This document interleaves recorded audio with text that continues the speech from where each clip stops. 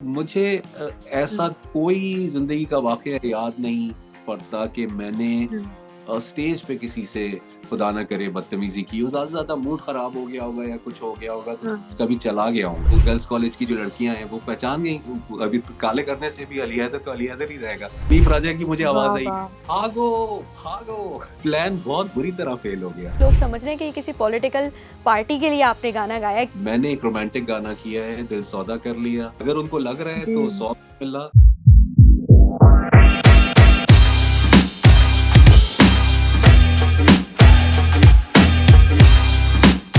अस्सलाम वालेकुम Ali and good to see you after a long time. बहुत-बहुत शुक्रिया आपका। वालेकुम अस्सलाम, कैसी हैं आप? मैं बिल्कुल ठीक-ठाक हूँ सर, आप बताएँ कैसे हैं? मैं बहुत मज़े में हूँ और इस वक़्त सर्दी के मज़े ले रहा हूँ थोड़े यहाँ। इस वक़्त अमेरिका में ही हूँ। पाकिस्तान आने के लिए बेचैन हूँ। काफ़ी दिन हो अच्छा, गए मुझे चक्कर खाए, अच्छा। तो ये अभी प्लानिंग में है मेरा। बहुत टाइम के बाद आपसे बात हो रही है और बड़ा कुछ मैं सोच के प्लान करके बैठी हूँ कि सारी चीज़ों पे जो है हमने डिस्कशन करना है। सबसे पहले तो ये बताएँ अली कि काफ़ी टाइम के बाद एल्बम्स तो बिल्कुल आ ही नहीं रही थी आपकी और सिंगल्स आ रहे थे कुछ। सो इतना टाइम आप कहाँ थे?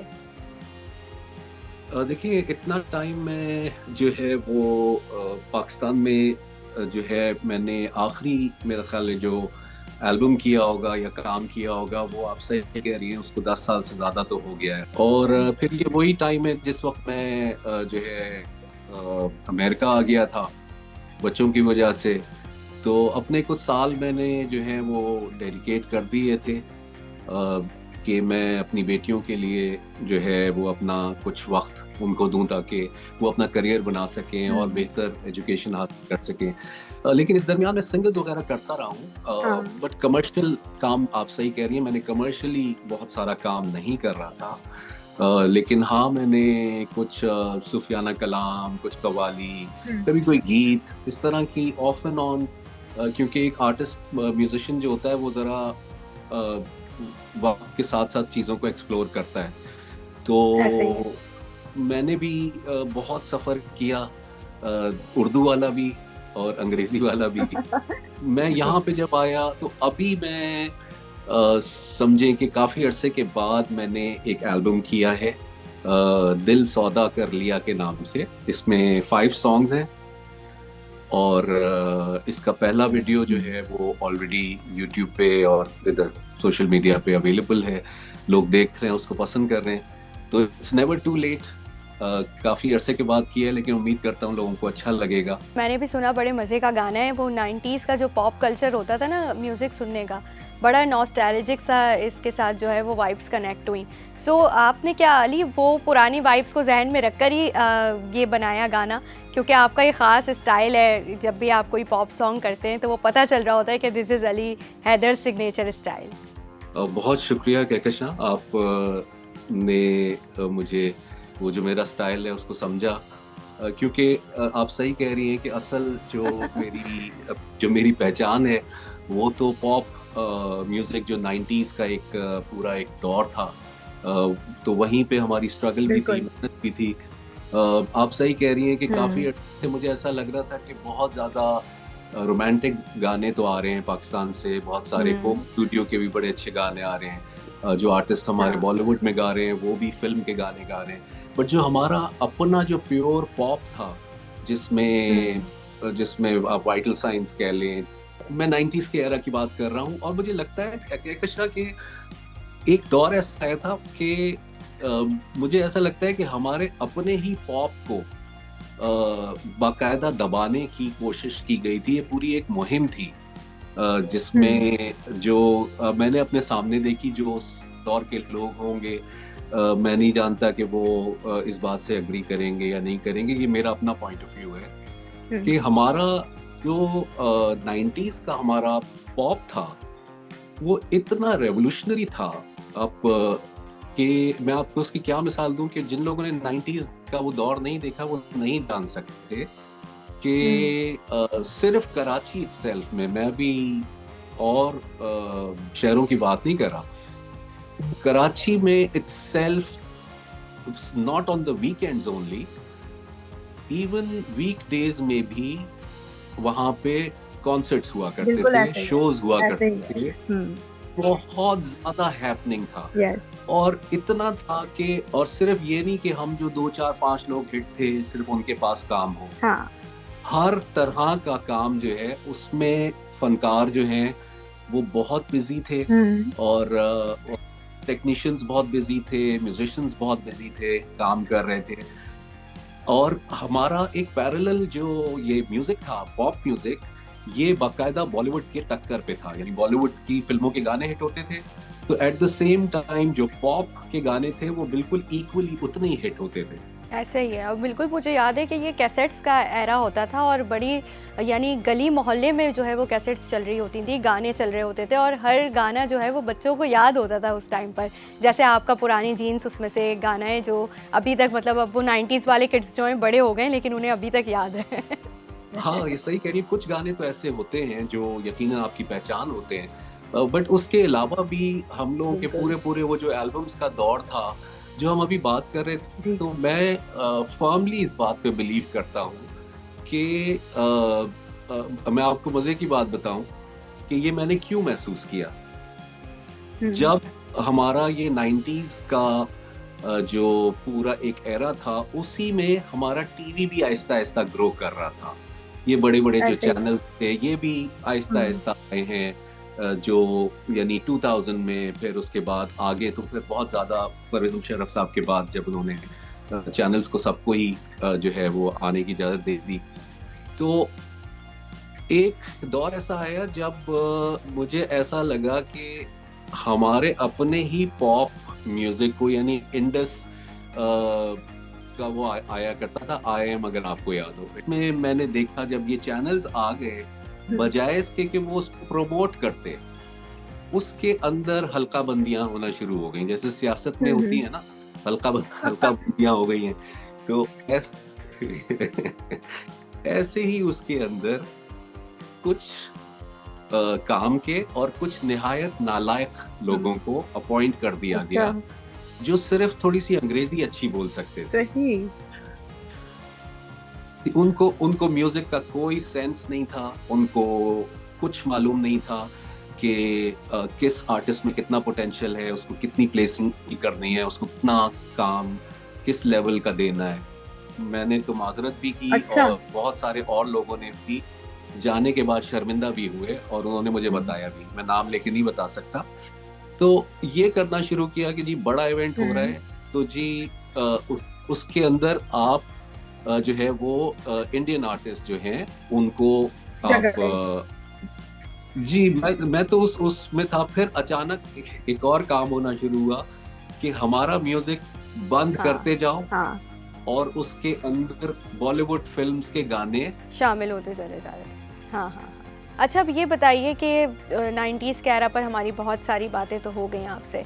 आपने कॉन्सर्ट्स का भी कहा कि उस वक्त एक मुख्तलिफ माहौल हुआ करता था और लोग बाकायदा वेट करते थे, क्योंकि इतनी ज़्यादा आई थिंक वो सोशल मीडिया का दौर नहीं था कि आपने अपने स्टार को जो है वो यूट्यूब पे देख लिया या आपके पास वैसी ही वीडियोज़ आ रही हैं, क्योंकि कॉन्सर्ट्स उस वक्त मुख्तलिफ हुआ करते थे। मुझे खुद याद है कि लंबी लंबी लाइनें लगी होती थी बाकायदा टिकट्स लेने के लिए। और अभी रिसेंटली जो कॉन्सर्ट्स हो रहे हैं, आप तो खुद, क्योंकि आपने ऑब्ज़र्व किया होगा कि काफ़ी चीज़ें जो है वो बदल गई हैं। रिसेंटली अभी हम एक सिंगर की बात करें तो कुछ हो जाती हैं स्टेज पर भी एक्टिविटीज़, लेकिन आप खुद किस तरह क्राउड को हैंडल करते रहे? कुछ ऐसा हुआ कभी आपके साथ कि गुस्सा आ गया और लेके माइक मार दिया नीचे क्राउड पर? इतनी कोई हैरान कुन चीज़ें देख रहा हूँ, क्योंकि देखें, किसी के बारे में भी अच्छा या बुरा कहने का मुझे कोई हक नहीं है, क्योंकि मैं खुद कोई फरिश्ता नहीं हूँ। लेकिन मैं एक जो आपको बार बार एक पीछे 90s का रेफरेंस दे रहा हूँ या उससे पहले का भी, तो हमें जो एक पाकिस्तान टेलीविज़न एक खाली हुआ करता था और उसके बाद एनटीएम आया था कहीं 90s में।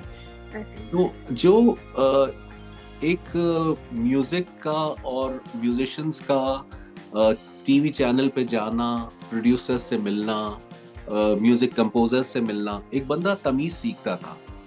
और हमें बहुत ज़्यादा, हम अपनी जो ऑडियंस है बिल्कुल ऐसा समझते थे कि जैसे एक फैमिली शो है और हम उसमें लोगों को एंजॉय कराना हमारा मकसद। मेरा अपना बताऊं और मैंने जिन लोगों को और भी देखा था, यानी लोग दीवाने हो जाते थे क्योंकि वो गाने जरा पेपी भी होते थे। 90s के वो वाले सॉन्ग्स इतने स्लो बीट के नहीं होते थे कुछ कुछ। तो मुझे ऐसा कोई जिंदगी का वाकया याद नहीं पड़ता कि मैंने स्टेज पे किसी से खुदा ना करे बदतमीजी की हो। ज्यादा से ज्यादा मूड खराब हो गया होगा या कुछ हो गया होगा तो कभी चला गया होगा, हो सकता है।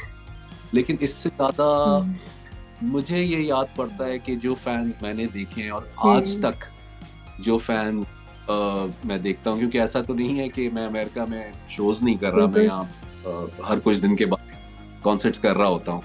तो एक चीज मुझे वहाँ की आज भी याद है, जो हमारे प्रोड्यूसर्स ने हमें, डायरेक्टर्स ने जो उस वक्त होते थे, उन्होंने हमें सिखाई थी, और वो थी डिसेंसी और तमीज।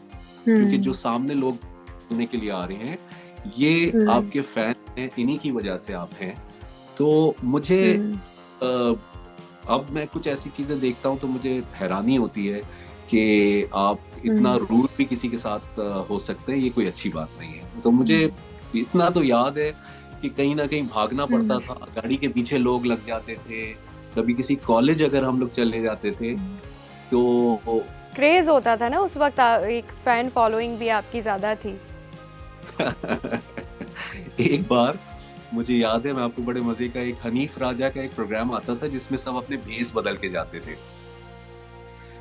जैसे कोई वो तो मुझे जो है उन्होंने क्या किया कि उन्होंने और जाके, वो प्रोग्राम ही ऐसा था कि लोगों को आपने जो है वो ऐसा एक्ट करना है जैसे आप कोई मांगने वाले हैं या आप कोई फूल बेचने वाले हैं या आप कोई, अच्छा, हाँ वो बड़ा मजे का, बड़े मजे के प्रोग्राम करते थे वैसे हनीफ राजा साहब भी। बहुत मजेदार वो प्रोग्राम था। बल्कि शायद वो काफी सालों चला है और डिफरेंट बहुत लोगों के साथ तफरी हुई है। तो मैं आप जी, प्रैंक्स हुए हैं बड़े बड़े। हाँ, बड़े एक मजे का सीन ये था कि मुझे ले गए होम इकोनॉमिक्स कॉलेज। अच्छा, कराची में होम इकोनॉमिक्स कॉलेज है। तो उन्होंने कहा कि यार यहाँ पे जो है वो 1 बजे या 1:30 बजे छुट्टी होती है, तो आपने यहाँ पे ना फूल बेचने हैं। तो मैंने कहा अच्छा। अब मेरे हाथ में फूल, शलवार कमीज में पहना हुआ नॉर्मल सा, और इन्होंने मुझे थोड़ा सा गेटअप मुझे डार्क कर दिया ना, अच्छा खासा डार्क कर दिया कि मुझे लोग पहचान। अच्छा, मैं फूल लेके रोड क्रॉस करने के लिए जा रहा हूँ, उधर कैमरा लगा हुआ है कि मुझे लड़कियों को फूल बेचने। तो अच्छा, सिर्फ लड़कियों को ही बेचने थे आपने फूल? हाँ, क्योंकि वो गर्ल्स कॉलेज था ना। सही सही। वो तो क्योंकि ड्रामा करना था तो जगह जगह वो ये कर रहे थे। तो मैं मजे का वाकया बता रहा हूँ कि हम यहाँ पे कैमरा लगा है, गाड़ी से मैं अपना पूरा मेकअप वेकअप करके वो फूल वूल लेके निकला हूँ कि मुझे लोगों को बेवकूफ बनाना है, मैं अली हैदर नहीं हूँ या मैं फूल बेचने वाला हूँ। तो मैं जैसे ही वहां करीब गया हूँ तो एक पूरा रेला वहां से जो है वो गर्ल्स कॉलेज की जो लड़कियां हैं वो पहचान गई। अभी काले करने से भी अली हैदर तो अली हैदर ही रहेगा। तो हनीफ राजा की मुझे आवाज आई, भागो भागो। प्लान फेल हो गया। प्लान बहुत बुरी तरह फेल हो गया। तो इस तरह के वाकयात जो है वो छोटे मोटे ये तो हो जाते थे। किसी जगह पे आप फंस गए, वहां से निकलना मुश्किल हो गया है, तो कोई ना कोई आके बचाता था या कोई ऐसा वाकया हो जाता था। लेकिन ऐसा कोई नहीं तो मुझे याद है कि हमने किसी से बदतमीजी की हो, या फॉर दैट मैटर हमें रिस्पेक्ट भी बहुत मिली है। अल्लाह का लाख लाख शुक्र है, हमारे अपने लोगों ने बहुत प्यार दिया है। तो कोई ऐसा वाकया याद नहीं है मुझे। सर, वही बात होती है ना कि आप खुद जब इस तरह किसी को रिस्पेक्ट दे रहे होते हैं, ख़ास तौर पर अपने फैंस से जिस तरह से आपका रवैया रहता है, तो फिर आपको भी उसी तरीके के लोग टकराते हैं, उन लोग आपसे उसी तरह बिहेव करते हैं। आई थिंक कि वो चीज़ें आपके क्राउड के जहन में हमेशा रह जाती हैं, चाहे वो खुद आपके जहन से निकल भी जाएं। आप बिल्कुल सही कह रही हैं, क्योंकि देखिए पॉपुलैरिटी हासिल कर लेना जो है वो इतना मुश्किल काम नहीं है। उसको मेंटेन रखना जो है कि लोगों की नज़र में, अब ऐसा तो नहीं हो सकता कि हर इंसान ही आपका फैन होगा या आपकी तारीफ करेगा। फैन तो सर बनाए जाते हैं ना, इसीलिए हर इंसान फैन नहीं होता। जी, हर इंसान फैन नहीं होता। और साथ में ये भी है ना, देखें जब किसी का करियर 30 साल पुराना है, 40 साल पुराना है, 50 साल पुराना है। तो इसमें अप्स एंड डाउन्स भी आते हैं, हर दौर में चीजें बदल जाती हैं। लेकिन आप जिस वक्त भी कहीं नजर आए और लोग आपको 10 में से 7 या 8 लोग आपको मुस्कुरा के देखें या आपको सलाम कर लें या आपके पास आ जाएं या दूर से आपको हाय कर लें, तो आई थिंक आप जिंदगी में अचीव कर लिया जो आप करना चाह रहे हैं। अच्छा, आपका एक गाना आया था जालिम नजरों से यूं ना देखो मर जाऊंगा, याद आपको तो याद ही होगा जाहिर है। देखिए, मेरे जो चंद गाने जो मुझे आज भी ऐसा कहकशां लगता है कि जब मैं स्टेज पे जाता हूँ तो हम वाकई में इतने ब्लेस्ड हैं कि अगर वो चाहे करार मेरा सॉन्ग हो या जालिम नजरों से हो, वो मैं आज भी गाता हूँ। आड़ा पजामा रेशम का कमर बंद एक। अरे भाई क्या याद दिला दिया, ये इस पर तो मैंने खुद बहुत ज्यादा डांस किया है शादियों में। तो उसका वीडियो भी बड़ा यादगार वीडियो था, जो बिल्कुल बिल्कुल। जो एक फिल्मी का मैंने कुछ थोड़े से फिल्मी काम भी किए हैं ना, कॉमेडी गाने भी किए हैं। और जालिम नजरों से या सयोनी मेरा माही एक ट्रिब्यूट मैंने किया था जहां जी का। तो ये सारे सॉन्ग्स आज भी स्टेज पे मैं जाता हूँ तो मुझे किसी और गाने को याद करने की जरूरत नहीं होती, क्योंकि इसी में 1-1.5 घंटा निकल जाता है। मैं आपको बड़े मजे की बात बताऊं, इंटरव्यू से पहले ना मैं कुछ जर्नलिस्ट से बात कर रही थी शोबिस के हमारे, तो मैंने कहा अली हैदर साहब का इंटरव्यू मैं करने लगी हूँ, उनसे क्या बातें पूछूं, आप लोग तो पुराने ज़रा बताएं। तो उन्होंने कहा कि अली हैदर वो वाहिद सिंगर हैं जिनको नए गाने बनाने की ज़रूरत ही नहीं है, अगर वो अपने पुराने गानों का ही रीमेक कर लें तो उनके लिए काफ़ी है वो। That is so nice of him। बहुत उनका शुक्रिया कि वो इस तरह कह रहे हैं, और वो बिल्कुल सही कह रहे हैं, क्योंकि अक्सर मैं स्टेज पे जाता हूँ तो मैं सोचता हूँ कि यार ये कितना मैं शायद जालिम नजरों से या पुरानी जीन्स या ये वो सॉन्ग जो मैं हर जगह गाता हूँ, तो आई थिंक कोई 1-1 लाख बार तो गा चुका हूँ मैं, क्योंकि मैंने शोज जिंदगी में बहुत किए हैं, बहुत ज़्यादा किए जाहिर है, और अभी तक आपके कॉन्सर्ट्स चल रहे हैं। तो ये जो गाना था ये किसी पश्तो सिंगर से इंस्पायर होकर आपने गाया था, क्योंकि थोड़ा सा बीट भी हमें ऐसा लगता है जैसे कोई पश्तो सॉन्ग हो। ये एक्चुअल में एक पश्तो सॉन्ग ही है जो कि जावेद अख्तर साहब ने गाया, और इसका जो ये उर्दू वर्जन है जालिम नजरों से तुम ना मुझको देखो, और उसको मॉडर्न करना उस दौर के हिसाब से, तो ये एक्चुअल पश्तो फोक है जिसको मैंने जब गाया तो फिर ये जरा ज्यादा अवामी हो गया। लेकिन उससे पहले भी लोग इस पश्तो सॉन्ग को, जो लोग पश्तो सुनते हैं, तो उनके लिए तो ये एक हिट गाना।